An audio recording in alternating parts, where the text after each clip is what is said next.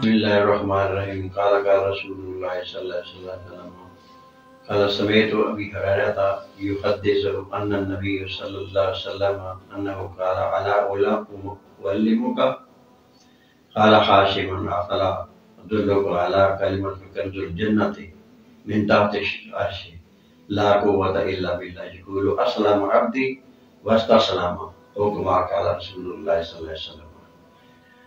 اس حدیث کے اندر حضرت ابی ہریرہ رضی اللہ تعالیٰ عنہ فرماتے ہیں کہ نبی پاک صلی اللہ علیہ وسلم نے فرمایا کہ جنت کے خزانوں میں سے ایک خزانہ ہے، عرش کے نیچے جنت کے خزانوں میں سے ایک خزانہ ہے، جو اس کو حاصل کرے گا، جو اس کو پائے پڑے گا، اللہ تبارک و تعالیٰ اس کو یہ خزانہ عطا فرمائیں گے۔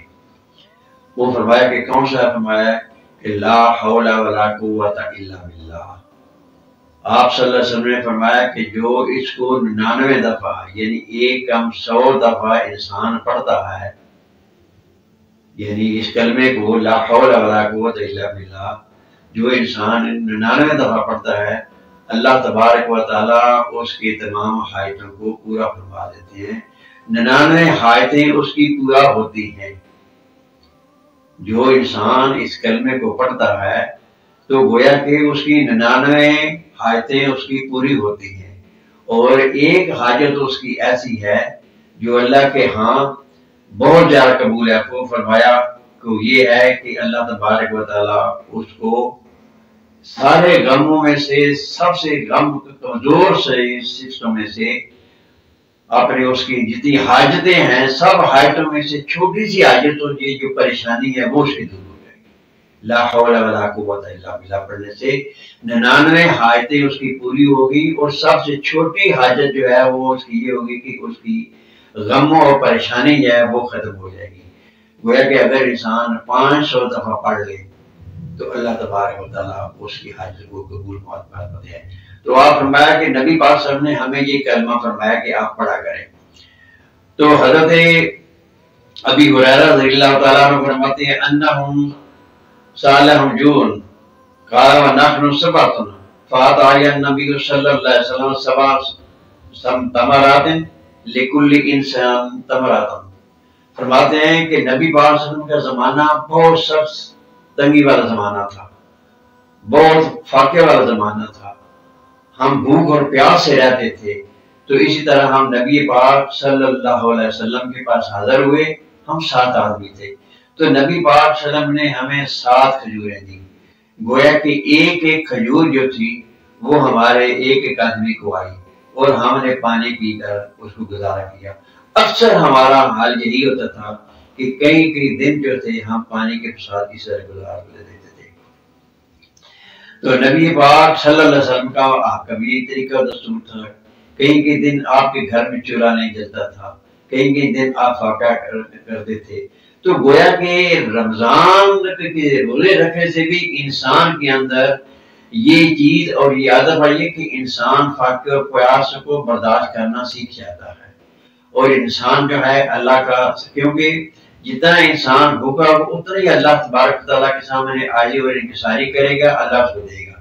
تو کہتے ہیں کہ 7 آدمیوں کو کے لیے ایک ایک کھجور دی گئی، لیکن پھر ایک ایسا زمانہ بھی آ گیا کہ نبی پاک صلی اللہ علیہ وسلم کے وقت سے لے کر ہمارے پاس ایک ایسا زمانہ ہو گیا کہ ہم سے کوئی زکوٰۃ لینے والا نہیں ہوتا تھا۔ ہم اتنی فراوانی بھی ہو گئے، ہمارے پاس اتنی خوشحالی ہو گئی کہ اللہ تعالیٰ نے ہم پر کرم فرما دیا۔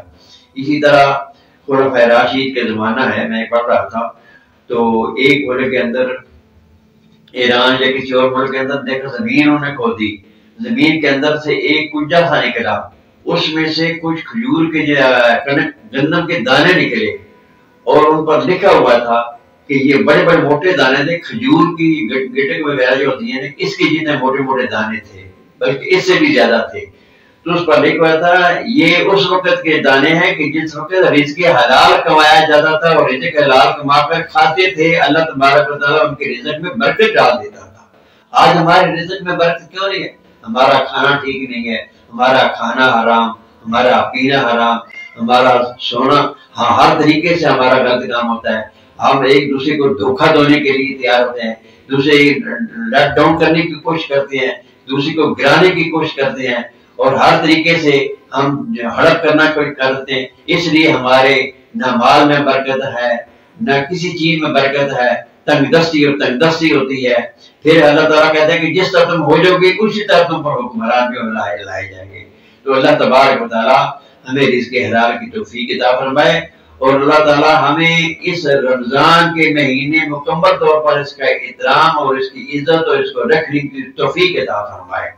اگر کوئی گنجائش ہو، کوئی غلطی ہو بھی جاتی ہے تو اللہ سے معافی مانگنے کی، یا اللہ پاک مجھ سے غلطی ہو گئی ہے مجھے معاف فرما دینا۔ یہ مقبول مہینہ ہے اور یہ رحمت کا مہینہ ہے، یہ برکتوں والا مہینہ ہے۔ اس مہینے کے برابر باقی کوئی مہینہ بھی نہیں ہے۔ اس کی راتوں جیسی کوئی اور رات بھی کوئی نہیں ہے، اس کی گھڑیوں جیسی کوئی اور گھڑی بھی نہیں ہے۔ اور اس مہینے کے اندر قرآن تو ویسے ہی پڑھنا باعث رحمت ہے، اگر اس مہینے کے اندر قرآن جی کی تلاوت کی دی جائے تو یہ سب سے زیادہ افضل اور سب سے زیادہ بہتر ہے، اللہ کی طرف سے ہو جائے گا۔